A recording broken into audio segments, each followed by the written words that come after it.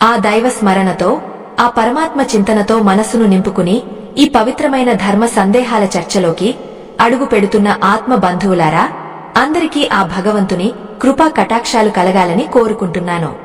మనం నిత్యం ఎన్నో పనులు చేస్తూ ఉంటాం.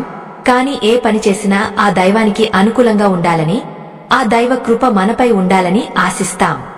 విశేషించి దేవాలయానికి వెళ్లే సమయంలో మన మనసు, శరీరం ఎంత పవిత్రంగా ఉండాలో తెలుసుకోవడం ప్రతి భక్తుడి బాధ్యత. అందుకే ఈ రోజు మనం చెప్పుకోబోయే ఈ ధర్మ సూక్ష్మం మీ జీవితంలో ఎన్నో మార్పులకు నాంది పలుకుతుంది. మాంసాహారం తిని గుడికి వెళ్లవచ్చా లేదా అనే సందేహం చాలా మంది మనసుల్లో మెదులుతూనే ఉంటుంది. ఈ ఒక్క విషయంలో చేసే పొరపాటు వల్ల మీరు చేసే పూజలు, ప్రార్థనలు ఆ దైవానికి చేరుతున్నాయా లేదా అన్నది చాలా ముఖ్యం. సగం విన్న జ్ఞానం ఎప్పుడూ ప్రమాదకరం. అది మనల్ని తప్పు దోవ పట్టిస్తుంది. ఆ పరమేశ్వరుడి పరిపూర్ణ అనుగ్రహం మీకు కలగాలన్నా, మీ కోరికలు నెరవేరాలన్నా ఈ విషయంలో దాగ ఉన్న రహస్యాన్ని ఎక్కడా ఆపకుండా చివరి వరకు వినండి. అప్పుడే మీకు ఒక స్పష్టత వస్తుంది. మీ ఆరాధనలో పవిత్రత పెరుగుతుంది. భక్తులారా, మనం తీసుకునే ఆహారం కేవలం ఆకలిని తీర్చడానికి మాత్రమే కాదు, అది మన ఆలోచనలను, మన ప్రవర్తనను కూడా శాసిస్తుంది. మన పెద్దలు ఊరికే చెప్పలేదు, అన్నం పరబ్రహ్మ స్వరూపమాని. మనం ఎలాంటి అన్నాన్ని భుజిస్తామో మన బుద్ధి కూడా అలాగే తయారవుతుంది. ముఖ్యంగా మాంసాహారం, గుడ్డు వంటి పదార్థాలు మన శరీరంలో ఎలాంటి మార్పులు తెస్తాయో శాస్త్రం చాలా స్పష్టంగా వివరించింది. ప్రకృతిలో ప్రతి వస్తువుకు ఒక గుణం ఉంటుంది. ఆ గుణాలే మనల్ని నడిపిస్తాయి. సాత్విక, రాజస, తామస అనే 3 గుణాల చుట్టూనే ఈ సృష్టి అంతా తిరుగుతూ ఉంటుంది. మనం దేవాలయానికి వెళ్తున్నామంటేనే అక్కడ ఉండే ఆ దివ్య శక్తిని మనలోకి ఆహ్వానించడానికి వెళ్తున్నామని అర్థం. ఆ శక్తిని అందుకోవాలంటే మన పాత్ర, అంటే మన శరీరం మరియు మనస్సు అంతే స్వచ్ఛంగా ఉండాలి. మాంసాహార పదార్థాలు ప్రధానంగా తామస, రాజస గుణాలకు నిలయాలు. తామస గుణం అంటే బద్ధకం, అజ్ఞానం, క్రోధం వంటివి మనల్ని ఆవహించేలా చేయడం. రాజస గుణం అంటే అతిగా స్పందించడం, కామ క్రోధాదులకు లోను కావడం. ఈ 2 గుణాలు మనలో పెరిగినప్పుడు మనలో ఉండే సాత్విక గుణం అంటే శాంతి, దయ, భక్తి అనేవి అణచివేయబడతాయి. ఒకసారి ఆలోచించండి భక్తులారా, మనసు నిండా కోపం లేదా అలజడి పెట్టుకుని ఆ దైవ సన్నిధిలో ప్రశాంతంగా కూర్చోగలమా? అందుకే ఆలయ ప్రవేశానికి ముందు ఆహార నియమాలు అంత కఠినంగా ఉంటాయి. మాంసాహారం అనేది ఒక జీవి ప్రాణాన్ని తీయడం ద్వారా లభించేది. ఆ సమయంలో ఆ జీవి అనుభవించే భయం, బాధ ఆ మాంసంలో సూక్ష్మ రూపంలో ఉండిపోతాయని మన ధర్మశాస్త్రాలు చెబుతున్నాయి. అలాంటి ఆహారాన్ని మనం తీసుకున్నప్పుడు ఆ ప్రతికూల ప్రకంపనలు మన మనసుపై ప్రభావాన్ని చూపుతాయి. దైవ కార్యాలు సఫలం కావాలంటే మనో నిగ్రహం చాలా అవసరం. మనసు నిలకడగా లేనిదే మనం చేసే ఏ జపమైనా, ధ్యానమైనా నిష్ఫలమవుతుంది. మాంసాహారం తిన్న తర్వాత మన జీర్ణక్రియపై కూడా ఒత్తిడి పెరుగుతుంది. శరీరం భారీగా అనిపిస్తుంది. దీనివల్ల ధ్యానం చేసేటప్పుడు కాని, పూజలో కూర్చున్నప్పుడు కాని ఏకాగ్రత దెబ్బతింటుంది. అందుకే మన పూర్వీకులు దేవాలయానికి వెళ్లే ముందు సాత్విక ఆహారాన్ని మాత్రమే తీసుకోమన్నారు. పాలు, పండ్లు, ఆకుకూరలు, కూరగాయలు వంటి పదార్థాలు మన శరీరానికి శక్తిని ఇవ్వడమే కాకుండా మనసును ప్రశాంతంగా ఉంచుతాయి. కేవలం మాంసాహారం మాత్రమే కాదు భక్తులారా, మనం నిత్యం వాడే ఉల్లిపాయ, వెల్లుల్లి మరియు అతిగా వాడే మసాలా దినుసులు కూడా ఈ తామస, రాజస గుణాలనే కలిగి ఉంటాయి. చాలా మందికి ఇదొక పెద్ద సందేహం, ఉల్లిపాయ తింటే ఏమవుతుంది అని. కాని వీటిలో ఉండే ఘాటు స్వభావం మన రక్తంలో వేడిని పుట్టించి మన ఆలోచనల్లో ఒక రకమైన ఉద్రేకాన్ని కలిగిస్తుంది. అందుకే మునులు, యోగులు వీటిని పూర్తిగా విసర్జిస్తారు. మనం కనీసం దైవ దర్శనానికి వెళ్లే ముందైనా ఈ విషయాల్లో జాగ్రత్తగా ఉండాలి. ఆధ్యాత్మిక మార్గంలో ప్రయాణించేవారు తమ ఆహారం పట్ల అత్యంత జాగరూకతతో ఉండాలి. ఎందుకంటే శరీరమే దేవాలయం, అందులో ఉండే జీవుడే దేవుడు. ఆ లోపల ఉండే దేవుడిని మనం దర్శించుకోవాలన్నా, బయట ఉన్న విగ్రహంలోని ప్రాణశక్తిని గ్రహించాలన్నా మన నాడీ వ్యవస్థ శుద్ధంగా ఉండాలి. మాంసాహారం తిన్నప్పుడు మన నాడీ మండలం కొంతమేర ప్రభావితం అవుతుంది. దానివల్ల ఆలయంలోని మంత్రోచ్చారణలు, అక్కడ ఉండే ధజిత్వ ప్రకంపనలు మనల్ని తాకలేవు. ఒక పాత్ర నిండా మురికి నీరు ఉంటే అందులో మనం గంగాజలం పోసినా అది కూడా మురికిగానే మారుతుంది కదా. అలాగే మన శరీరం తామస గుణాలతో నిండి ఉన్నప్పుడు ఆ పవిత్ర శక్తి మనలోకి ప్రవేశించడం కష్టమవుతుంది. దేవాలయానికి వెళ్లడం అంటే కేవలం ఒక కట్టడాన్ని చూడటం కాదు, అది ఒక ఆధ్యాత్మిక పునరుజ్జీవనం. మనం ఆ ప్రాంగణంలో అడుగు పెట్టినప్పుడు మన చుట్టూ ఉన్న ప్రపంచాన్ని మర్చిపోయి కేవలం ఆ దైవంతో అనుసంధానం కావాలి. కాని ఆహార నియమాలు పాటించకుండా వెళ్తే మన మనసు ప్రాపంచిక విషయాల మీదకో లేదా శరీర సౌకర్యాల మీదకో మళ్లుతుంది. గుడ్డు విషయంలో కూడా ఇదే నియమం వర్తిస్తుంది. చాలా మంది గుడ్డును శాకాహారం అని భ్రమపడుతూ ఉంటారు, కాని ఆధ్యాత్మిక కోణంలో అది జీవకణాలకు సంబంధించింది కాబట్టి అది కూడా రాజస గుణాన్ని ప్రేరేపిస్తుంది. మన ఆచారాలు సంప్రదాయాలు ఏవీ కూడా ఊరికే పుట్టలేదు. ప్రతి నియమం వెనుక ఒక శాస్త్రీయమైన కారణం, ఒక ఆధ్యాత్మిక రహస్యం దాగి ఉన్నాయి. మన ఆరోగ్యం కోసం, మన మానసిక ప్రశాంతత కోసం మన పెద్దలు నిర్దేశించిన మార్గం ఇది. ఆహారమే ఆలోచనలకు మూలం అని తెలుసుకున్న నాడు మనకు ఈ సందేహాలని పటాపంచలైపోతాయి. దైవ కార్యాలు చేసే సమయంలో సాత్విక ఆహారం తీసుకోవడం వల్ల మనలో ఒక రకమైన తేజస్సు పెరుగుతుంది. ఆ తేజస్సు మనల్ని దైవానికి మరింత దగ్గర చేస్తుంది. అందుకే దేవాలయానికి వెళ్లే ముందు లేదా ఏదైనా నోము, వ్రతం చేసుకునే సమయంలో ఆహారం విషయంలో అశ్రద్ధ వహించకూడదు. ఈ విషయాల గురించి ఇంకా లోతుగా మనం తెలుసుకోవలసి ఉంది. ఆహారం ఏ విధంగా మన ఆత్మను ప్రభావితం చేస్తుందో, అలాగే మాంసాహారం తిన్న తర్వాత ఎన్ని గంటల వరకు దైవ కార్యాలకు దూరంగా ఉండాలో తదుపరి భాగంలో చాలా వివరంగా చెప్పుకుందాం. మాంసాహారం తిన్న తర్వాత కేవలం స్నానం చేస్తే సరిపోతుందా అన్న ప్రశ్న చాలా మందిలో తలెత్తుతుంటుంది. కేవలం శరీరాన్ని నీటితో కడిగితే పవిత్రత వచ్చేస్తుందని అనుకోవడం పొరపాటు. మన శరీరం పైన కనిపించే చర్మం మాత్రమే కాదు, దాని లోపల సూక్ష్మ శరీరం అని మరొకటి ఉంటుంది. ఆ సూక్ష్మ శరీరంలోనే మన ఆలోచనలు, సంస్కారాలు దాగి ఉంటాయి. మనం తీసుకున్న ఆహారం రక్తంలో కలిసి అది మన కణాలలోకి చేరడానికి చాలా సమయం పడుతుంది. సాధారణంగా ఒకసారి మాంసాహారం భుజించిన తర్వాత దాని ప్రభావం మన శరీరంలో కనీసం 3 రోజుల వరకు ఉంటుందని పెద్దలు చెబుతారు. ఎందుకంటే ఆ మాంసం అరగడానికి పట్టే శక్తి, దానివల్ల కలిగే తామస గుణం మన రక్త ప్రసరణలో చాలా కాలం పాటు ఉంటుంది. ఆ సమయంలో మన మెదడులో కలిగే ఆలోచనలు కూడా కొంతమేరకు కలుషితమై ఉంటాయి. దైవ దర్శనానికి వెళ్లేటప్పుడు మన ఏకాగ్రత మొత్తం ఆ పరమాత్మ మీదనే ఉండాలి, కాని శరీరంలోని అసౌకర్యం మీద ఉండకూడదు. ఆత్మ బంధువులారా, ఆలోచించండి, మనం ఒక గొప్ప వ్యక్తిని కలవడానికి వెళ్తున్నప్పుడు ఎంతటి జాగ్రత్తలు తీసుకుంటామో. మరి ముక్కోటి దేవతలకు అధిపతి అయిన ఆ పరమేశ్వరుడిని దర్శించుకోవడానికి వెళ్లేటప్పుడు ఎంతటి నిగ్రహం ఉండాలి. మాంసాహారం తీసుకోవడం వల్ల మనలోని ప్రాణశక్తి కింది వైపుకు ప్రవహిస్తుంది. దీనినే అధోగతి అంటారు. కాని దైవ చింతనలో ఉన్నప్పుడు మన ప్రాణశక్తి పైకి అంటే ఊర్ధ్వగతిలో ప్రవహించాలి. ఆహారం మన ప్రాణానికి ఆధారం, కాని అదే ఆహారం మన సాధనకు ఆటంకం కాకూడదు. మాంసాహారం జీర్ణం కావడానికి మన జారాగ్ని చాలా ఎక్కువగా శ్రమించాల్సి ఉంటుంది. దానివల్ల శరీరంలో వేడి పెరుగుతుంది. ఆ వేడి మన మనసును చంచలం చేస్తుంది. ఆలయంలో ఉన్నప్పుడు మనకు తెలియకుండానే ఒక రకమైన ప్రశాంతత కలగాలి అంటే మన నరాలు ఎంతో విశ్రాంతిగా ఉండాలి. మాంసంలోని గుణాలు అందుకు సహకరించవు. భక్తులారా, దేవాలయం అంటే కేవలం రాళ్లతో కట్టిన కట్టడం కాదు. అది ఒక గొప్ప శక్తి కేంద్రం. అక్కడ ప్రతిష్ఠించిన విగ్రహంలో కొన్ని వేల సంవత్సరాల తపస్సు, మంత్రశక్తి నిక్షిప్తమై ఉంటుంది. మనం ఆ ప్రాంగణంలోకి అడుగు పెట్టగానే అక్కడ ఉన్న అయస్కాంత తరంగాలు మన శరీరాన్ని తాకుతాయి.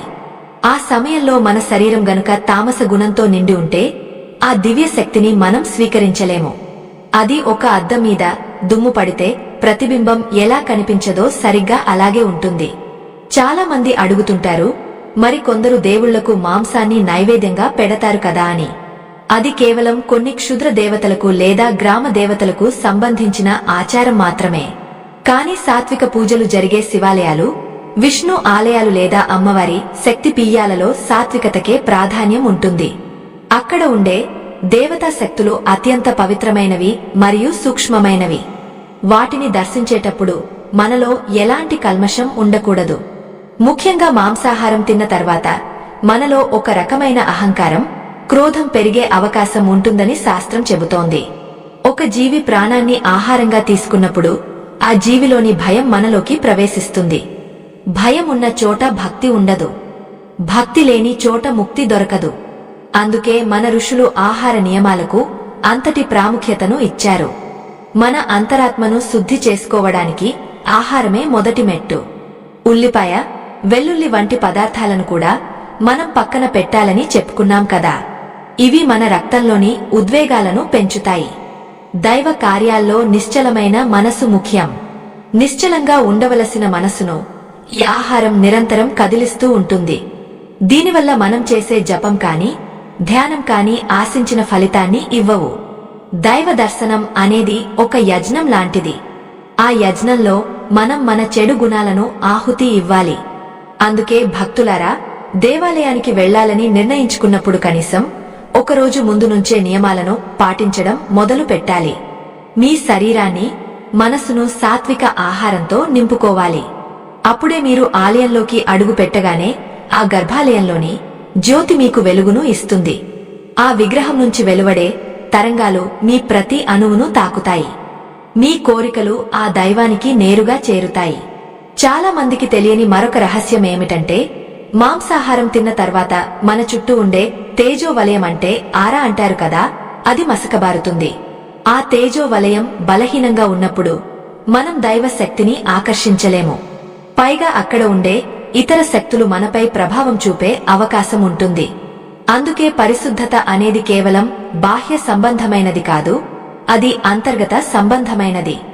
మనం పవిత్రమైన గంగా నదిలో స్నానం చేసినా మనసులో మాలిన్యముంటే అది పోదు. అలాగే ఎన్నిసార్లు స్నానం చేసినా మనం తీసుకున్న తామస ఆహారం వల్ల కలిగే దోషం అంత త్వరగా వదలదు. అందుకే ఆహార శుద్ధి ఉంటేనే చిత్తశుద్ధి ఉంటుంది, చిత్తశుద్ధి ఉంటేనే దైవ దర్శనం సిద్ధిస్తుంది. మన సనాతన ధర్మంలో చెప్పబడిన ప్రతి మాటకు ఒక లోతైన అర్థం ఉంటుంది. దాన్ని మనం అర్థం చేసుకుని ఆచరించాలి. వయసుతో సంబంధం లేకుండా, ఆడ మగ అనే తేడా లేకుండా ప్రతి ఒక్కరూ ఈ నియమాలను పాటించాలి. అప్పుడే మన సమాజంలో ఆధ్యాత్మికత వెల్లివిరుస్తుంది. మన ఇంట్లో చేసే పూజలకు కూడా ఇవే నియమాలు వర్తిస్తాయి. పూజా గదిలోకి వెళ్లే ముందు కూడా మనం సాత్వికంగా ఉండాలి. దేవుడు మన భక్తిని చూస్తాడు నిజమే, కాని ఆ భక్తికి క్రమశిక్షణ తోడైతేనే అది పరిపూర్ణం అవుతుంది. మాంసాహారం తిన్న తర్వాత కనీసం 24 గంటల వరకు దైవ కార్యాలకు దూరంగా ఉండటం కనీస ధర్మం. ఒకవేళ వీలైతే అది 3 రోజులు ఉంటే ఇంకా శ్రేష్టం. ఈ సమయంలో కేవలం పండ్లు, పాలు తీసుకుంటూ భగవన్నామ స్మరణలో ఉంటే మన శరీరం మళ్లీ పవిత్రతను సంతరించుకుంటుంది. అప్పుడు చేసే దైవ దర్శనం మనకు ఎంతో ఆనందాన్ని, ప్రశాంతతను ఇస్తుంది. మరి ఈ ఆహార నియమాలు కేవలం శరీరం వరకే పరిమితమా, లేక మన ఆలోచనలను కూడా మారుస్తాయా? అసలు గుడ్డును శాస్త్రం ఏ విధంగా చూస్తుంది అనే విషయాలను మనం ఇంకా లోతుగా చర్చించుకోవాలి. ఈ జ్ఞానం మీ జీవితంలో ఒక గొప్ప వెలుగును నింపుతుందని నేను నమ్ముతున్నాను. ఆ పరమాత్మ దయతో మనం మరిన్ని విషయాలు ముందు ముందు తెలుసుకుందాం.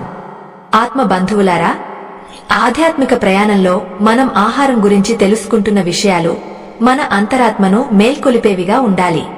చాలా మంది మనసులో మెదిలే ఒక ప్రధానమైన సందేహం గుడ్డు గురించి. ఈ ఆధునిక కాలంలో చాలా మంది గుడ్డును శాకాహారంగానే పరిగణిస్తున్నారు, కానీ ఆధ్యాత్మిక దృష్టితో చూసినప్పుడు అది అలా కాదు.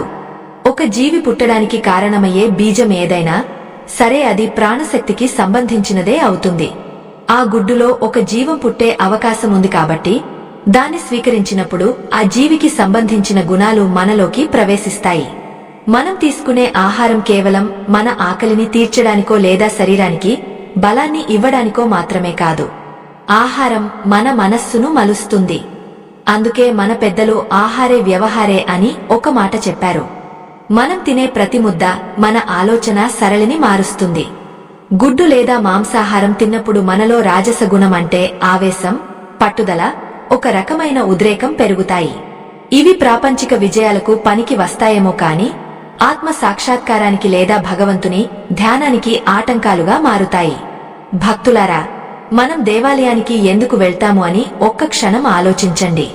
మనలో ఉన్న అలజడిని తగ్గించుకుని ఆ పరమాత్మ సన్నిధిలో కాసేపు ప్రశాంతంగా గడపడానికి వెళ్తాము. కాని మనం తీసుకున్న ఆహారం మన మనసును నిరంతరం పరిగెత్తిస్తూ ఉంటే అక్కడ కూర్చున్నా మనకు ఆ ప్రశాంతత దొరకదు.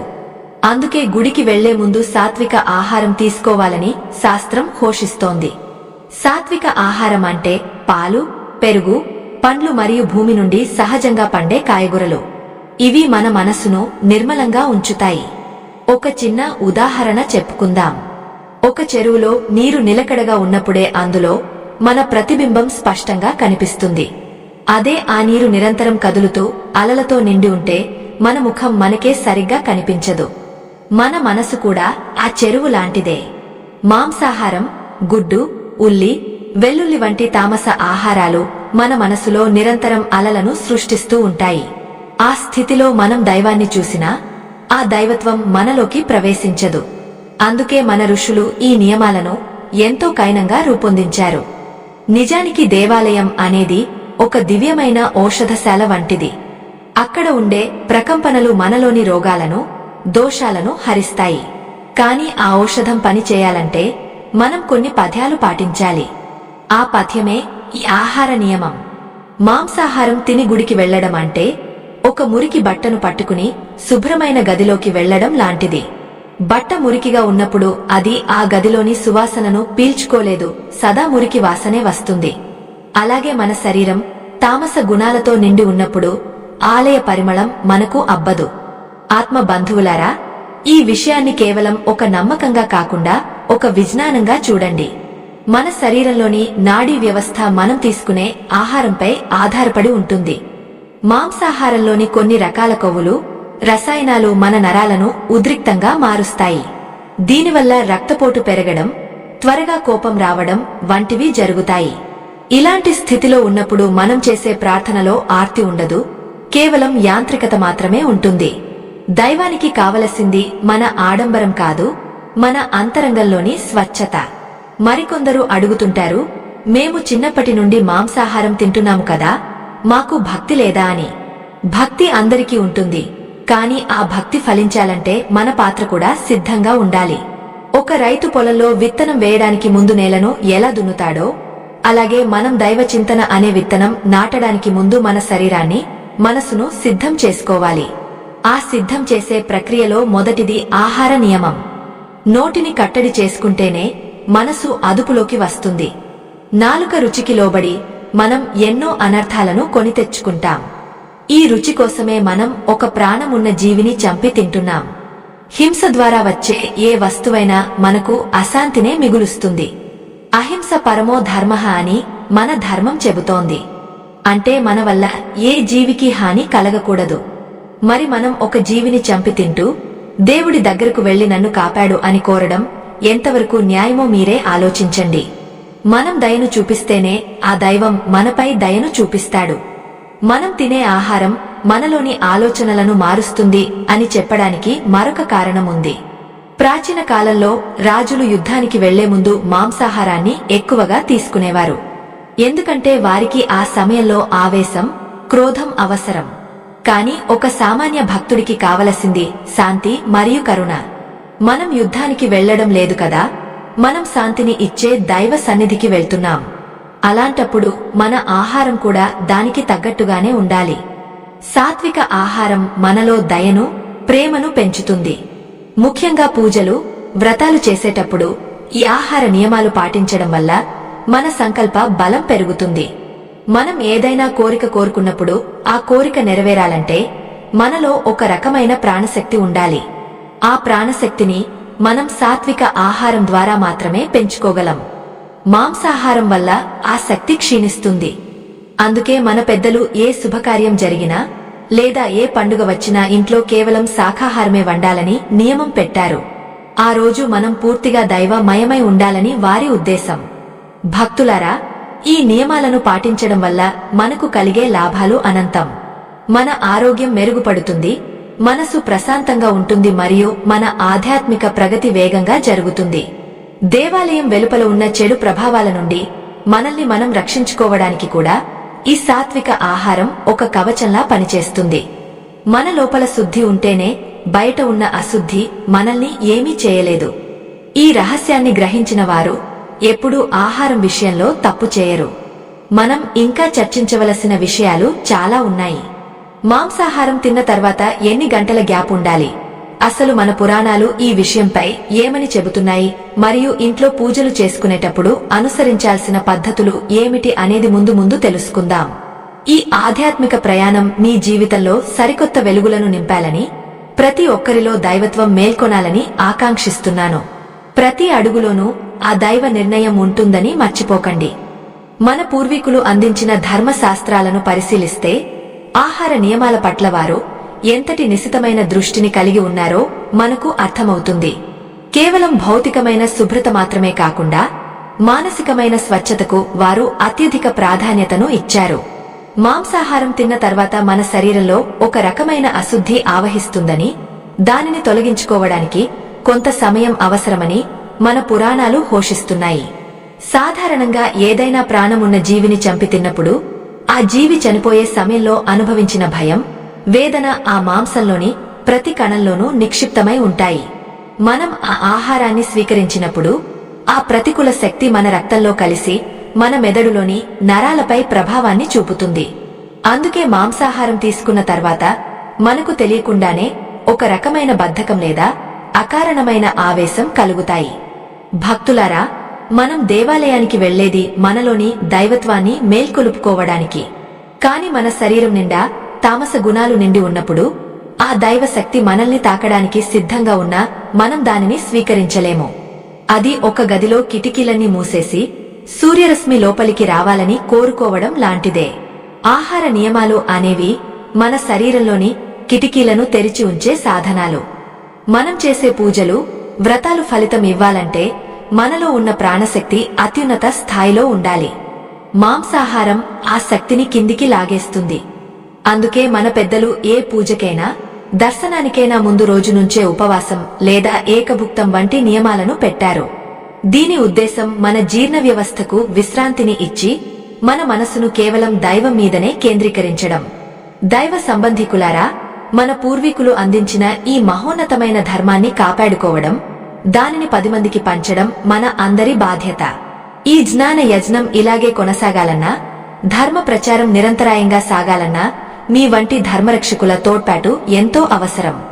మా ఈ ధర్మ యజ్ఞానికి మీ వంతు సహాయం చేయడానికి వీడియో చివర్లో ఇవ్వబడిన స్కానర్ ద్వారా మీ శక్తి మేరకు విరాళం అందించండి.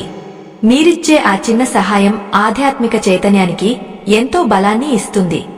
మనం చర్చించుకుంటున్న ఈ ఆహార విజ్ఞానంలో మరొక ముఖ్యమైన విషయం ఏమిటంటే శరీర శుద్ధికి పట్టే సమయం. చాలా మంది మాంసాహారం తిన్న వెంటనే స్నానం చేసి గుడికి వెళ్లవచ్చని అనుకుంటారు. కాని అది సరైన పద్ధతి కాదు. మాంసం పూర్తిగా అరిగి ఆ వ్యర్థాలు శరీరం నుండి బయటకు వెళ్లిపోవడానికి కనీసం 24 గంటల సమయం పడుతుంది. అప్పటి వరకు ఆహార ప్రభావం మన మనసు మీద ఉంటుంది. దైవ కార్యాలు చేసేటప్పుడు మన మనసులో ఎటువంటి చెడు ఆలోచనలు రాకూడదు. కాని రాజస, తామస ఆహారాలు మనసులో కామక్రోధాదులను ప్రేరేపిస్తాయి.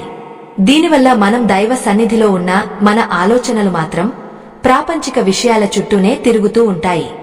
ఇలాంటి దర్శనం వల్ల పుణ్యం రాకపోగా ఒక రకమైన అశ్రద్ధ దోషం చుట్టుముట్టే ప్రమాదం ఉంది. ఆత్మ బంధువులారా, ఆలోచించండి. మనం ఒక పవిత్రమైన నదిలో స్నానం చేయడానికి వెళ్తున్నప్పుడు మన ఒంటికి బురద పూసుకుని వెళ్తామా? ఖచ్చితంగా వెళ్ళము కదా. మరి ఆ పరమాత్ముడు నివసించే దేవాలయం నది కంటే పవిత్రమైనది. అటువంటి చోటికి వెళ్లేటప్పుడు మన అంతరాత్మను ఎంత నిర్మలంగా ఉంచుకోవాలో మీరే నిర్ణయించుకోవాలి. మన సనాతన ధర్మం ఎప్పుడూ బలవంతం చేయదు, కేవలం మార్గాన్ని చూపిస్తుంది. ఆ మార్గంలో నడవాలా లేదా అనేది మన విజ్ఞతపై ఆధారపడి ఉంటుంది. కాని ఆ మార్గంలో నడిచిన వారు పొందిన ఆనందం, ప్రశాంతత వర్ణనాతీతం. మనం తీసుకునే ఆహారమే మన భాగ్యాన్ని నిర్ణయిస్తుంది. సాత్విక ఆహారం తీసుకునే వారి ముఖంలో ఒక రకమైన వర్చస్సు, కళ్లలో ఒక రకమైన శాంతి కనిపిస్తాయి. అదే మాంసాహారం అతిగా తీసుకునే వారిలో ఒక రకమైన కరుకుదనం కనిపిస్తుంది. మన ఇంట్లో ఏదైనా శుభకార్యం జరిగినప్పుడు మనం ఇంటిని ఎంతగా శుభ్రం చేసుకుంటామో మన దేహాన్ని కూడా అలాగే శుభ్రం చేసుకోవాలి. కేవలం బయట పట్టు వస్త్రాలు కట్టుకుంటే సరిపోదు, లోపల ఉన్న మనసు కూడా పట్టు వస్త్రంలా సున్నితంగా పవిత్రంగా ఉండాలి. ఆ సున్నితత్వాన్ని ఇచ్చేది కేవలం సాత్విక ఆహారం మాత్రమే. పురాణాలలో కూడా మాంసాహార విసర్జన గురించి ఎన్నో కథలు ఉన్నాయి. ధర్మవ్యాధుడు వంటివారు తమ కర్మ ఫలం వల్ల ఆ వృత్తిలో ఉన్న మనసులో మాత్రం అహింసను, దైవ చింతనను కలిగి ఉండేవారు. కాని సామాన్య మానవులమైన మనకు ఆహారం ద్వారానే మనసు నియంత్రించబడుతుంది కాబట్టి మనం ఈ నియమాలను పాటించడం తప్పనిసరి. ఆహారం విషయంలో మనం చేసే చిన్న పొరపాటు మన ఆధ్యాత్మిక ఉన్నతిని ఎన్నో ఏళ్ల వెనక్కి నెట్టేయగలదు. అందుకే దేవాలయానికి వెళ్లేటప్పుడు కాని, పవిత్రమైన రోజుల్లో కాని మాంసాహారం, గుడ్డు, ఉల్లి మరియు వెల్లుల్లి వంటి వాటికి దూరంగా ఉండాలి. ఇవి మన ధ్యానానికి ఆటంకాలు కలిగించే శత్రువులు లాంటివి. వీటిని జయించినప్పుడే మనకు దైవ సాక్షాత్కారం లభిస్తుంది. మరి ఈ నియమాలు పాటించకుండా పొరపాటున గుడికి వెళ్తే ఏం జరుగుతుంది, దానికి పరిహారాలు ఏమిటి అన్నది మనం తెలుసుకోవాలి. అలాగే మాంసాహారం తిన్న తర్వాత ఎన్ని గడియల వరకు ఆగాలి అనే విషయాన్ని శాస్త్రం ఇంకా వివరంగా చెబుతోంది. ఈ రహస్యాలను తెలుసుకోవడం వల్ల మనం భవిష్యత్తులో ఎటువంటి తప్పులు చేయకుండా మనల్ని మనం కాపాడుకోవచ్చు. మన జీవితం ఒక గొప్ప ప్రయాణం. ఈ ప్రయాణంలో దైవం మనకు తోడుగా ఉండాలంటే మనం కొన్ని కట్టుబాట్లను అనుసరించాలి. ఆ కట్టుబాట్లే మనకు రక్షణ కవచాలుగా మారుతాయి. మనలోని దైవత్వాన్ని గుర్తించడమే ఈ మానవ జన్మ యొక్క పరమార్థం. ఆ పరమార్థాన్ని చేరుకోవడానికి ఈ చిన్న చిన్న నియమాలు మనకు పెద్ద ఎత్తున సహకరిస్తాయి. ఆత్మ బంధువులారా, మనం చేసే ప్రతి చిన్న పని వెనుక ఒక గొప్ప సంకల్పం ఉంటుంది. ఆ సంకల్పం నెరవేరాలంటే మనలో సత్వగుణం నిండుగా ఉండాలి. సత్వగుణం అంటే కేవలం మంచితనం మాత్రమే కాదు, అది ఒక స్పష్టమైన అవగాహన మరియు ప్రశాంతత. దేవాలయానికి వెళ్లినప్పుడు మన కళ్ళు ఆ దివ్య మంగళ రూపాన్ని చూస్తున్నా, మన మనసు ఆ రూపంలోని అంతరార్థాన్ని గ్రహించాలంటే మనలో సాత్వికత చాలా ముఖ్యం. మాంసాహారం తిన్నప్పుడు మన శరీరంలో రాజస గుణం మరియు తామస గుణం ప్రబలుతాయి. రాజస గుణం మనల్ని ఎప్పుడూ ఏదో ఒక పని చేయాలని, ఏదో ఒకటి సాధించాలని ఉబలాట పడేలా చేస్తుంది. ఇది ప్రాపంచిక విజయాలకు అవసరమే కావచ్చు, కాని దైవ సన్నిధిలో మనకు కావలసింది నిశ్చలత్వం. మనసు నిలకడగా లేకపోతే మనం ఆ దైవంతో అనుసంధానం కాలేము. రాజస గుణం వల్ల కలిగే అలజడి దైవ చింతనకు పెద్ద అడ్డంకి. ఇక తామస గుణం అంటే చీకటి లేదా అజ్ఞానం. ఇది మనల్ని బద్ధకంలోకి నెట్టేస్తుంది. పూజలో కూర్చున్నప్పుడు కునుకు రావడం, మనసు ఎక్కడో తిరగడం, దైవ చింతన కంటే ఇతర ఆలోచనలు రావడం, ఇవన్నీ తామస గుణం ప్రభావమే. మాంసాహారం మరియు గుడ్డు వంటి పదార్థాలు ఈ గుణాన్ని అధికం చేస్తాయి. దీనివల్ల మనలో ఉండవలసిన మనో నిగ్రహం క్రమంగా క్షీణిస్తుంది. మనో నిగ్రహం లేని భక్తుడు గాలికి కొట్టుకుపోయే ఎండుటాకు లాంటివాడు. ఎప్పుడైతే మనం మనో నిగ్రహాన్ని కోల్పోతామో అప్పుడు మన దైవ కార్యాలు సఫలం కావు. ఏదైనా వ్రతం కాని, పూజ కాని చేస్తున్నప్పుడు ఒక క్రమశిక్షణ అవసరం. ఆ క్రమశిక్షణను దెబ్బతీసేవి మనలోని అదుపులేని కోరికలు మరియు ఆవేశం. ఆహారం ద్వారా ఈ కోరికలు ప్రేరేపించబడతాయి. అందుకే ఉల్లి, వెల్లుల్లి వంటి పదార్థాలను కూడా వద్దని మన పెద్దలు చెప్పారు. అవి మన నాడీ మండలాన్ని కదిలించి అనవసరమైన ఆలోచనలకు దారితీస్తాయి. భక్తులారా, మనం ఆ పరమేశ్వరుడిని దర్శించుకునేటప్పుడు మన అంతరంగం ఒక నిశ్చలమైన సముద్రంలా ఉండాలి. ఆ నిశ్చలత్వమే సత్వగుణం. సాత్విక ఆహారం అంటే కేవలం రుచి లేని ఆహారం కాదు. అది ప్రాణానికి శక్తిని ఇచ్చేది, మనసును తేలికపరిచేది. పండ్లు, పాలు వంటి ఆహారాలు తీసుకున్నప్పుడు మనలో ఒక రకమైన ప్రసన్నత కలుగుతుంది. ఆ ప్రసన్నతే మనల్ని ఆ దైవానికి మరింత దగ్గర చేస్తుంది. మనం ఏ కార్యమైనా విజయం సాధించాలంటే దైవ బలం తోడు ఉండాలి. ఆ దైవ బలం మనకు అందాలంటే మనలోని పాత్ర స్వచ్ఛంగా ఉండాలి. ఒక మురికి పాత్రలో అమృతాన్ని పోయలేము కదా. అలాగే మన మనసు తామస గుణాలతో నిండి ఉన్నప్పుడు ఆ దైవ కృప అనే అమృతం మనకు అందదు. అందుకే ఆహార నియమం అనేది ఒక ప్రాథమిక అవసరం. ఇది కేవలం బాహ్యమైన నియమం మాత్రమే కాదు, ఇది ఒక గొప్ప అంతర్గత సాధన. చాలా మంది అనుకుంటారు కేవలం మనసు బాగుంటే సరిపోతుంది కదా అని. కానీ మనసు అనేది శరీరంపై ఆధారపడి ఉంటుంది. శరీరంలోని రసాయన మార్పులు మనసును ప్రభావితం చేస్తాయి. మాంసాహారంలోని వేడి మరియు ఆ జీవుల భయం మన రక్తంలో కలిసి మన బుద్ధిని మబ్బుపరుస్తాయి. దానివల్ల సరైన నిర్ణయాలు తీసుకోలేము. దైవ కార్యాల్లో చిన్న చిన్న పొరపాట్లు జరుగుతాయి. ఆ పొరపాట్ల వల్ల మనకు రావలసిన ఫలితం దక్కదు. మన ధర్మశాస్త్రాలు చెప్పిన ప్రతి మాట మన శ్రేయస్సు కోసమే. దేవాలయానికి వెళ్లే ముందు సాత్వికంగా ఉండటం అంటే మనల్ని మనం ఆ దైవానికి అంకితం చేసుకోవడం. ఆ అంకిత భావంలో కల్మషం ఉండకూడదు. ఎప్పుడైతే మనం ఈ చిన్న చిన్న విషయాలను గౌరవిస్తామో అప్పుడే మన ఆధ్యాత్మిక ప్రయాణం ఫలప్రదం అవుతుంది. మనో నిగ్రహమే అన్నిటికన్నా పెద్ద శక్తి. ఆ శక్తిని ఇచ్చేది సాత్విక ఆహారం మాత్రమే. నిగ్రహం కోల్పోయిన మనిషి దైవానికి దూరమవుతాడు. దైవ కార్యాలు సఫలం కాకపోవడానికి ప్రధాన కారణం మనసులో ఉండే అశాంతి. ఈ అశాంతికి మూలం మనం తీసుకునే ఆహారమే. అందుకే భక్తులారా, పవిత్రమైన ఆలోచనలు కలగాలంటే పవిత్రమైన ఆహారాన్నే భుజించాలి. మసాలా దినుసులు, అతిగా వేయించిన పదార్థాలు కూడా మనలోని రాజస గుణాన్ని పెంచుతాయి. వీటిని నియంత్రించుకున్నప్పుడే మనలో సత్వగుణం వెలుగుతుంది. ఆ వెలుగులో మనం దైవాన్ని చూసినప్పుడు కలిగే అనుభూతి అద్భుతం. అది మాటలకు అందదు. అప్పుడు మనం అడిగే ప్రతి కోరిక ఆ దైవానికి స్పష్టంగా వినిపిస్తుంది. అందుకే ఆహార శుద్ధిని చిత్తశుద్ధికి మార్గంగా భావించాలి. ఈ సత్యం తెలుసుకున్నవాడు ఎప్పుడూ ఆహారం విషయంలో పొరపాటు చేయడు. మన జీవితం ఆ దైవ ప్రసాదం. దానిని పవిత్రంగా ఉంచుకోవడం మన ధర్మం. మనం తీసుకునే ఆహారం మన ప్రారబ్ధ కర్మలను కూడా ప్రభావితం చేస్తుంది. అందుకే సాత్విక మార్గంలో నడవడానికి ప్రయత్నించాలి. తమో రజోగుణాలను కలిగించే ఆహారాలను పక్కన పెట్టి సత్వగుణాన్ని ఇచ్చే పాలు, పండ్లు, కూరగాయల వంటి సాత్విక ఆహారాన్ని మాత్రమే తీసుకోవాలి. దీనివల్ల మీ పూజలు, మీ ప్రార్థనలు వేగంగా ఫలిస్తాయి. మీ జీవితంలో ఒక గొప్ప మార్పు మొదలవుతుంది. ఆ మార్పు అనేది కేవలం పైన కనిపించే వేషధారణలోనో లేక మాటల్లోనో వచ్చేది కాదు.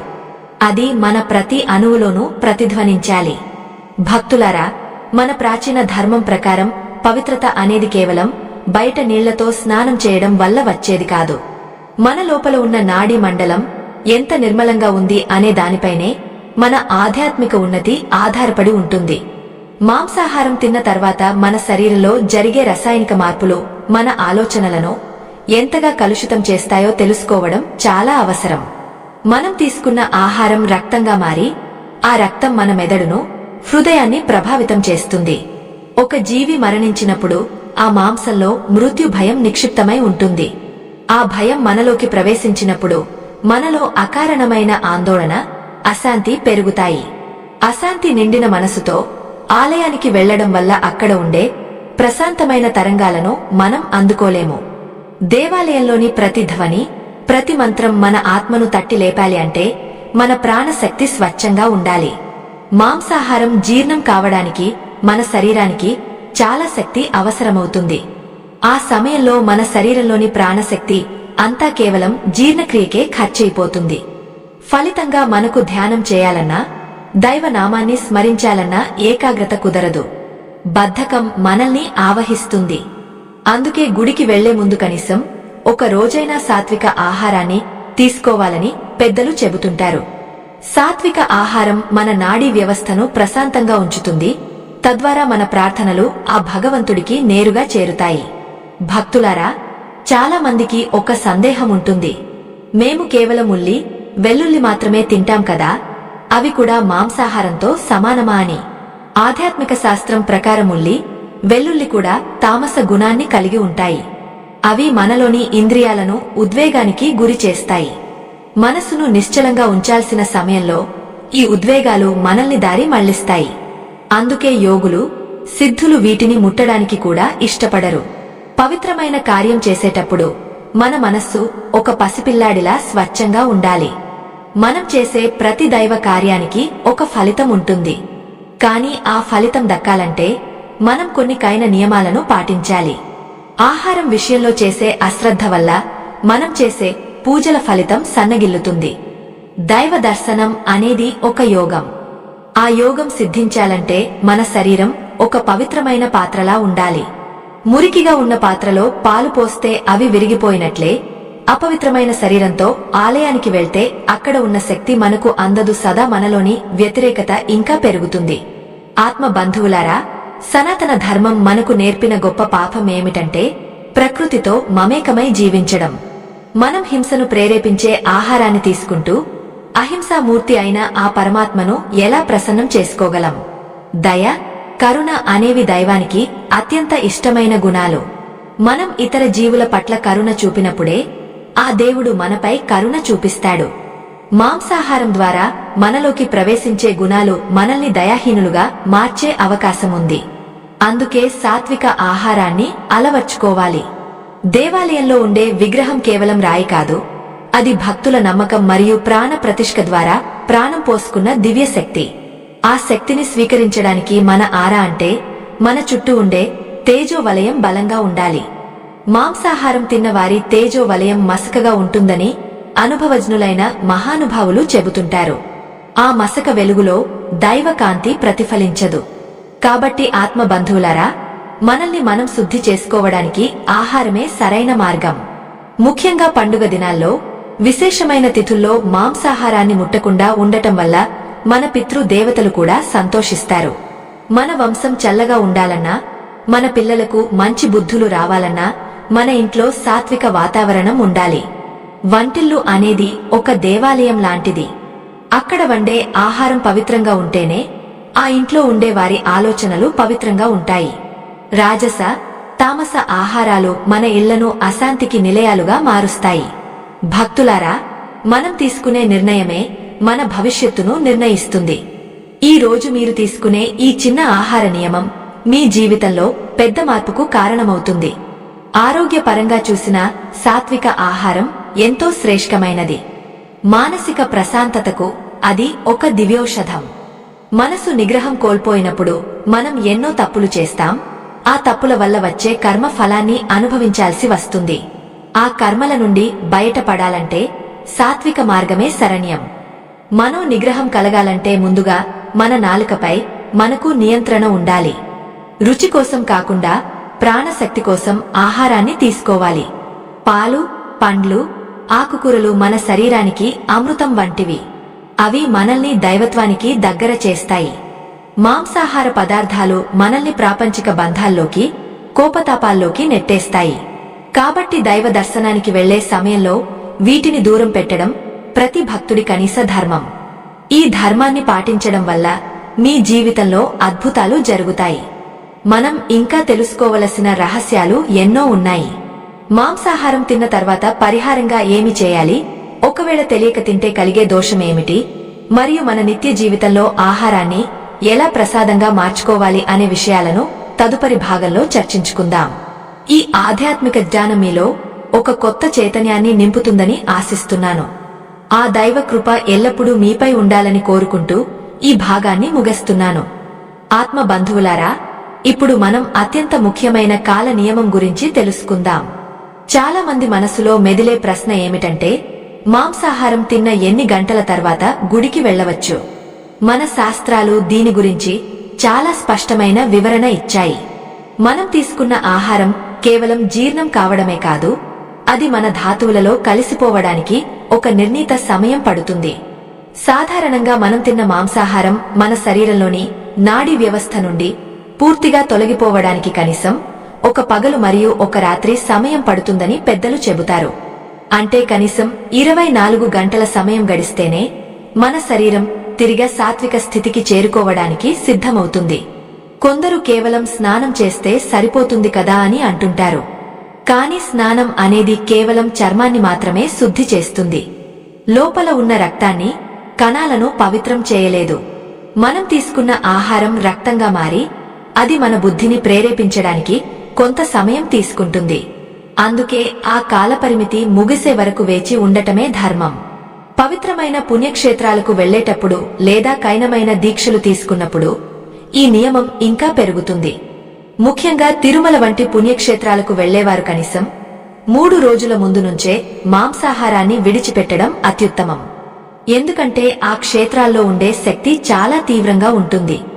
మన శరీరం అపవిత్రంగా ఉన్నప్పుడు ఆ తీవ్రతను తట్టుకునే శక్తి మన నరాలకు ఉండదు. దీనివల్ల తెలియని అశాంతి లేదా అనారోగ్యం కలిగే అవకాశం ఉంది. భక్తులారా, మనం దైవ దర్శనానికి వెళ్లేటప్పుడు మనస్సులో ఎటువంటి అపరాధ భావం ఉండకూడదు. ఒకవేళ మనం మాంసాహారం తిన్న వెంటనే గుడికి వెళ్తే మన అంతరాత్మ మనల్ని నిరంతరం హెచ్చరిస్తూనే ఉంటుంది. ఆ భయం లేదా సంకోచం వల్ల మనం దైవాన్ని నిశ్చలంగా ప్రార్థించలేము. భగవంతుడి ముందు మనం నిలబడినప్పుడు ఒక పసిపిల్లాడిలా స్వచ్ఛంగా ఉండాలి. ఆ స్వచ్ఛత మన ఆహార నియమాల నుండే మొదలవుతుంది. మరికొందరు తెలియక అడుగుతుంటారు, మాంసం తినకపోతే శరీరానికి బలం ఉండదు కదా అని. కాని ఆధ్యాత్మిక బలమే అన్నిటికన్నా గొప్పది. ఆ బలాన్ని ఇచ్చేది సాత్విక ఆహారం మాత్రమే. ఏనుగును చూడండి భక్తులారా, అది కేవలం శాకాహారాన్ని మాత్రమే తింటుంది కాని దానికి ఉన్నంత బలం మరే ప్రాణికి ఉండదు. అలాగే మన మనసు కూడా సాత్విక ఆహారం వల్ల మరింత బలపడుతుంది. బలమైన మనసుతో చేసే ప్రార్థనలు తప్పకుండా ఫలిస్తాయి. దైవ కార్యాలు చేసేటప్పుడు మన శరీరంలో ఉండే ప్రాణశక్తి ఊర్ధ్వముఖంగా ప్రవహించాలి. మాంసాహారం తిన్నప్పుడు ఆ శక్తి అధోముఖంగా మళ్లుతుంది. అంటే మన ప్రాణశక్తి కింది వైపుకు వెళ్తుంది. దీనివల్ల ఆధ్యాత్మిక ప్రగతి కుంటుపడుతుంది. మనం ఏదైనా కోరిక కోరుకున్నప్పుడు ఆ కోరిక ఆ దైవానికి చేరాలంటే మనలో ఒక రకమైన తేజస్సు ఉండాలి. ఆ తేజస్సును ఆహార నియమాల ద్వారా మాత్రమే కాపాడుకోగలం. ముఖ్యంగా ఉల్లి, వెల్లుల్లి కూడా తామస గుణాలను పెంచుతాయని మనం ముందే చెప్పుకున్నాం. అవి మన రక్తంలో వేడిని పుట్టించి మనలోని కామక్రోధాదులను నిద్రలేపుతాయి. దైవ సన్నిధిలో మనకు కావలసింది శాంతి మరియు వైరాగ్యం. ఆ శాంతిని భంగం చేసే ఏ వస్తువునైనా మనం దైవ దర్శనానికి ముందు విడిచిపెట్టాలి. ఇది కేవలం భయం వల్ల చేసే పని కాదు. ఇది ఆ దైవం పట్ల మనకు ఉన్న గౌరవం మరియు భక్తికి నిదర్శనం.